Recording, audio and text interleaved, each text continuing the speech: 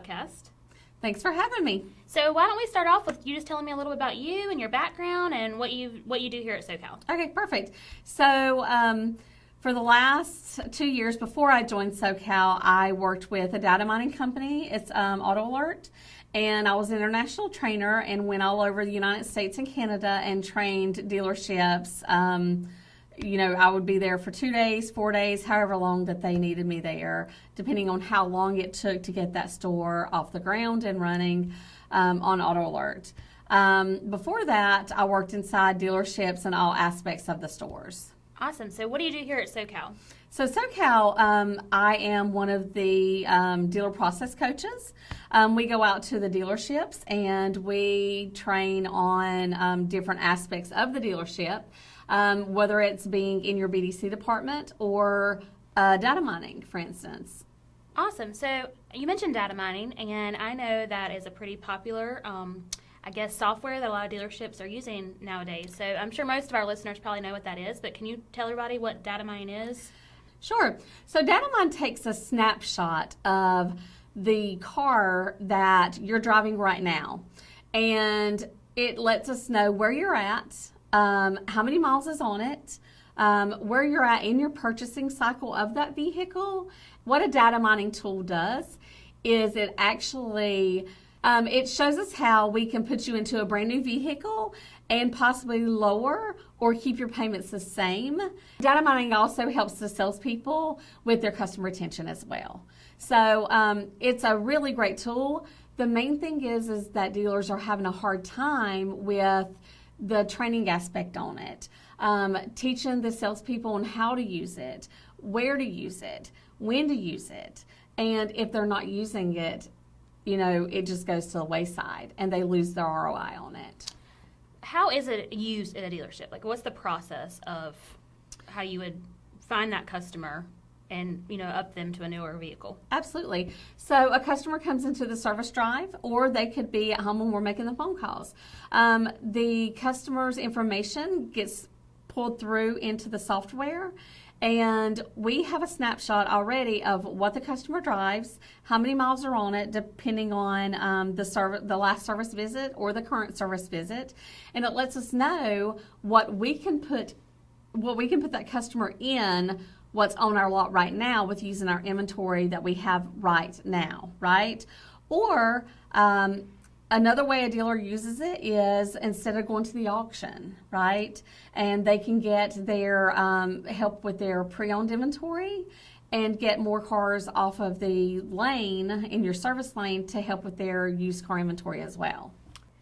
So I know you just mentioned about pre-owned inventory, Mm-hmm. And I know, right now, given the situation with the plants being closed, a lot of new inventory, has been not coming in as much dealerships as typically they're used to this time of year. So can you touch maybe a little bit more on about why this is a good way to build up that pre-owned inventory that you might be needing right now? Absolutely, and actually being out of a lot of dealers, even their used car inventory is getting low as well. So whenever you're getting a car out of your service lane, you already know, how many oil changes it had, when the brakes have been done, who's drove the car, the story of the car a little bit, right? So why not get it out of your service lane and be able to have the story behind that car to be able to tell a person that's interested in the vehicle, the story behind the vehicle, and get it out of your service lane. Well, and I'm also assuming that can save a dealership a little bit of money as well. Absolutely. Auction fees are really high right now, and it will definitely save a lot on your auction fees. So how would you go about monitoring those sales? I'm sure, like you mentioned, the ROI. So how do you make sure that, you're getting that ROI back? Is what you have matchback reports a lot with the software, depending on what software you're using, whether it being Automotive Mastermind, Perfect Prospect, Auto Alert. Any of those should be able to provide you ROI and a matchback report as well. So would you consider data mining pretty effective for dealerships if they use it correctly? Absolutely. If I was to run a store today, I would have some form of data mining in my store, and I would require salespeople to use data mining. So if dealerships, you made a comment that a lot of dealerships, are paying for the software, but they're not taking full advantage of this program. So if dealerships are paying for it, then why aren't they using it? Well, because you have a lot of dealerships have a lot of turnover. And it's all about training, right? So if you don't know, you don't know. What I do is I go in and I do a lot of trainings with the salespeople. I have a theory, no salesperson left behind, no matter if they're using the product or they're not, right? Yeah. I want them to be able to find their customers in that data mining tool, because if there's a chance that they do use it or they want to use it, then they have the knowledge to be able to use the tool. So that's one thing, is I'm a big advocate about training your salespeople, training your exchange coordinators, just getting them the training that they need. So can you give us, some tips and tricks to get the most out of your data mining software? You need to be in it every single day. And I require, whenever I'm training salespeople, I want them to make 10 phone calls out of the data mining tool every single day.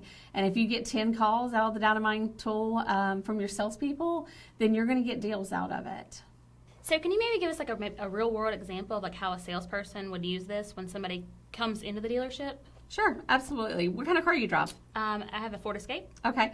So, great car, by the way. Thank you. I love it. Absolutely. So if you are bringing your car into service drive for an oil change or anything like that, let's say you've had your car for 2.5 years. Yep. Okay, Pretty perfect. close.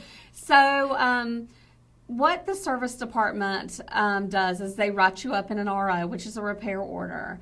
The repair order sends an alert to the software that I'm comfortable with using, and it gives an alert to the salesperson saying, hey, Katie's here with her Ford Escape, right? So at that point, it gives them all a disorientation of what you have, what you're driving, how many miles are on your car, and it also tells you what we can flip you over into to keep your payments around the same, or possibly go up no more than 10% on payments. Oh, wow. Yes. So at that point, that salesperson would come out and talk to you and let you know with a form and show you, hey, Katie, here's what we can do for you. We can keep you at the same payment, but put you into a brand new vehicle and keep your payments the same. Wow, that's pretty interesting that it can actually do that. It's really a wonderful product, and data mining is something that I would use in any store that I ever ran. So, Charity, thank you so much for joining us today on the Go Sokal podcast. We really appreciate you being here. And if people want to learn more and get some more information, you can always check us out on GoSokal.com.